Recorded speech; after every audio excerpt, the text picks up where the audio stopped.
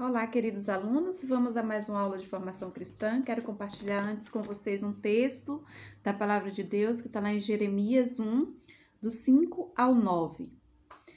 Antes que eu te formasse, no ventre te conheci, e antes que saísses da barriga da tua mãe, eu te santifiquei, te separei às nações e te dei por profeta. Então disse eu: Senhor Deus, eis que não sei falar, porque ainda sou um menino. Mas o Senhor me disse: Não digas eu sou um menino, porque a todos a quem eu te enviar, irás, e tudo quanto te mandar falarás. Não temas diante deles, porque estou contigo para te livrar, diz o Senhor. E estendeu o Senhor a sua mão e tocou-me na boca, e disse-me o Senhor: Eis que ponho as minhas palavras na sua boca. Então, Deus chamou o profeta Jeremias para ser profeta, para profetizar a Jerusalém, para levar uma palavra de arrependimento, um momento em que Jerusalém estava afastado dos caminhos do Senhor.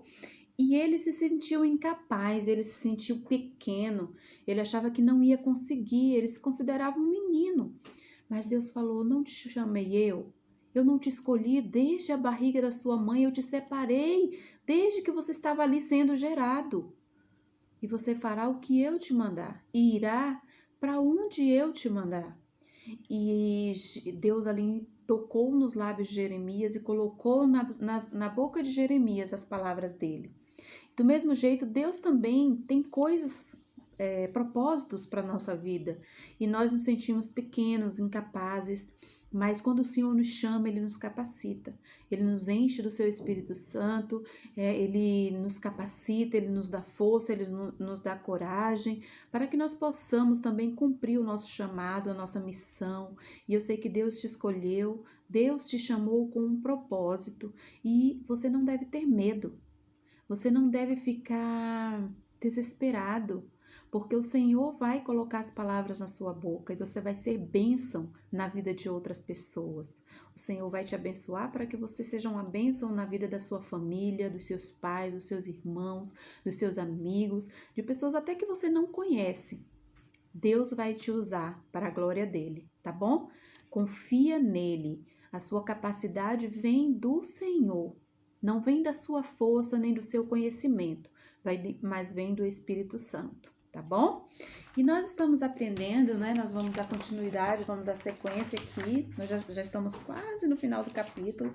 Nós estamos aprendendo sobre falar a verdade, a maneira como Deus odeia, A palavra é uma palavra forte, mas Ele não se agrada de forma alguma com a mentira. E que Ele nos levantou para sermos pessoas verdadeiras, honestas, sinceras, para que nós possamos falar a verdade, custe o que custar.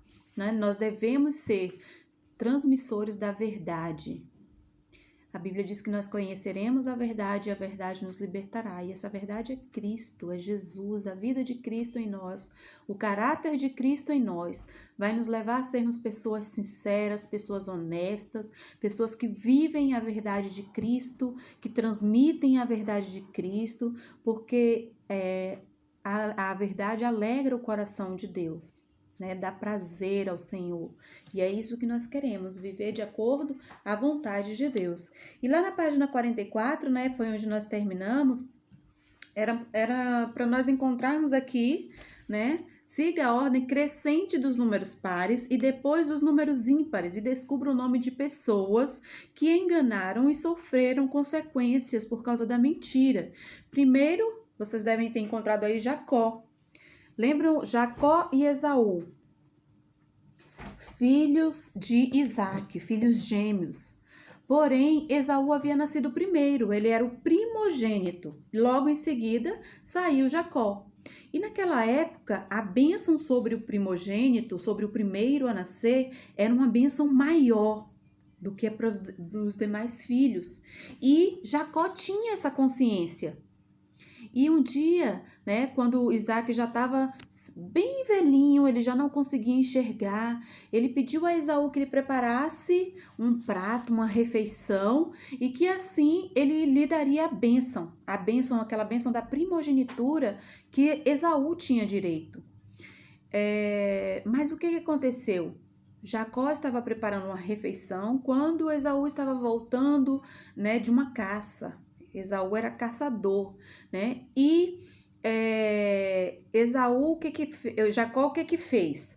Ele viu que o irmão queria muito comer daquela comida e ele falou assim: tá, eu te dou um pouco da minha comida se você me der a bênção que seria sobre você, a bênção da primogenitura. Então, naquele momento, Esaú não pensou duas vezes. Ele não pensou na consequência da sua escolha. E ele trocou a bênção da primogenitura por um prato de lentilhas. E aí, Jacó preparou um prato, um guisado para o pai, se vestiu com as roupas de Esaú e foi lá e recebeu no lugar de Esaú a bênção que era para Esaú receber.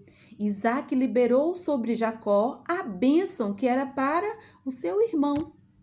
E quando Esaú percebeu, caiu em si e viu que havia feito uma besteira e percebeu que havia sido enganado pelo seu irmão Jacó, ele teve que fugir, porque Esaú ficou tão bravo que queria matar Jacó. E aí Jacó, no caminho, quando ele estava fugindo, ele teve um encontro com Deus.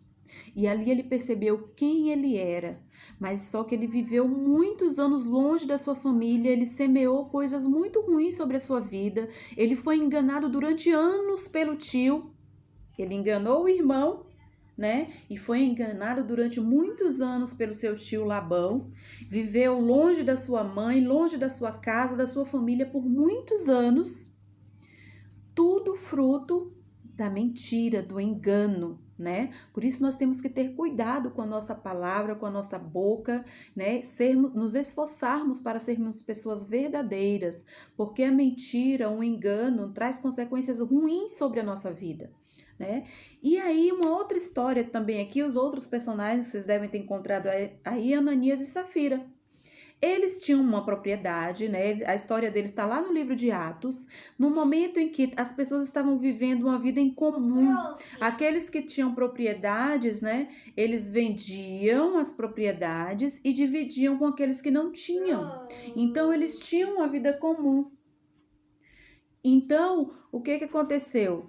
Eles falaram que quando vendesse essa propriedade, eles iam dar uma parte para a igreja, ia contribuir lá, né, com os irmãos e tal, ia repartir o que eles recebessem. Só que o que aconteceu? Quando eles venderam a propriedade, eles deram um valor menor do que eles haviam prometido, né? E aí eles deixaram aquela semente do engano, né, da voz de Satanás entrar no coração deles, tanto que quando eles foram lá levar o dinheiro perto dos discípulos, dos apóstolos, eles perguntaram: mas a propriedade não era sua, você poderia ter vendido, ter feito o que quisesse, mas você prometeu e não está cumprindo, né, com o que você havia prometido.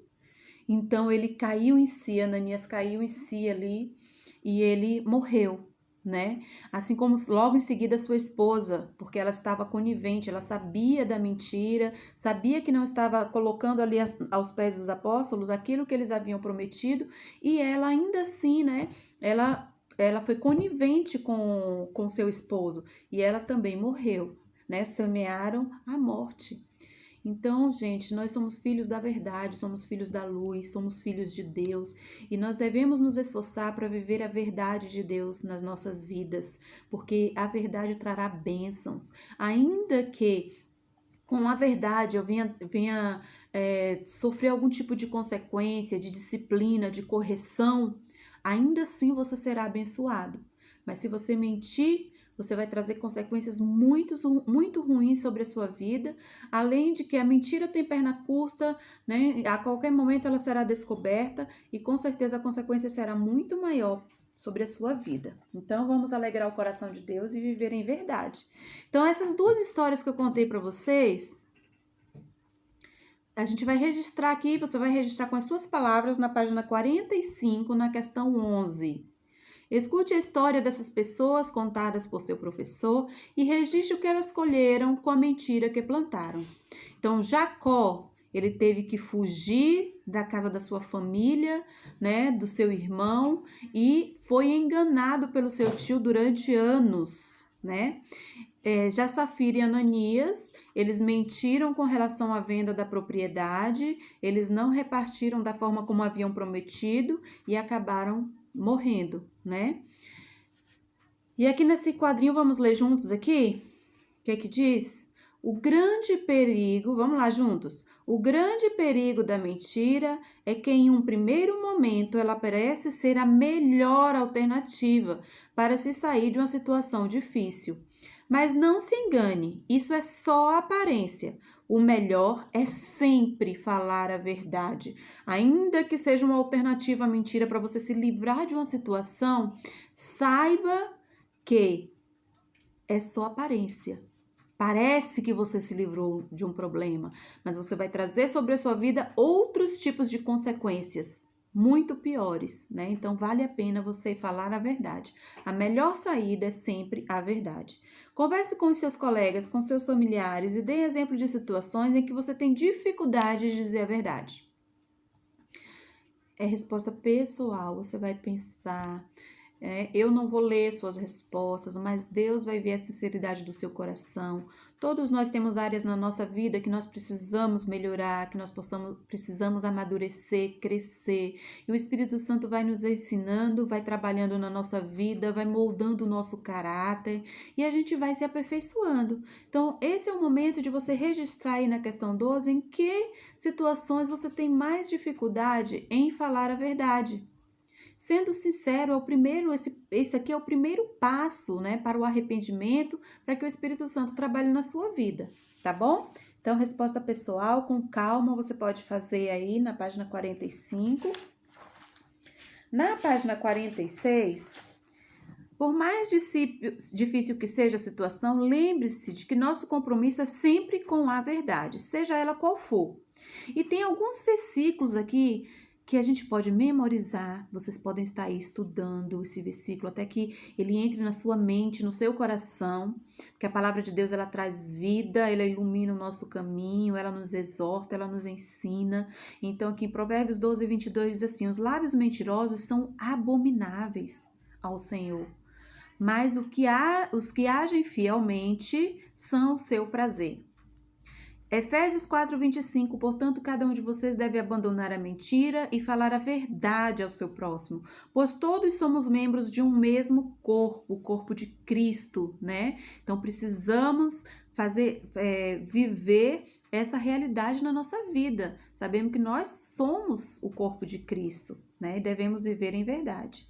Leia a orientação a seguir que o salmista nos dá para vencer esse tipo de dificuldade. Lá no Salmo 119, 29, diz assim, desvia-me dos caminhos enganosos, por tua graça, ensina-me a tua lei, ensina-me, Senhor, as tuas verdades, coloca no meu coração a sinceridade, coloca no meu coração o amor, a verdade, né? E o Senhor vai estar te enchendo à medida que você vai buscando, assim como o salmista buscou, né? Ele queria fugir, ele queria se desviar dos caminhos enganosos e ele pedia ao Senhor que ele guardasse no seu coração as leis do Senhor, né? E é isso que essa deve ser também a nossa oração.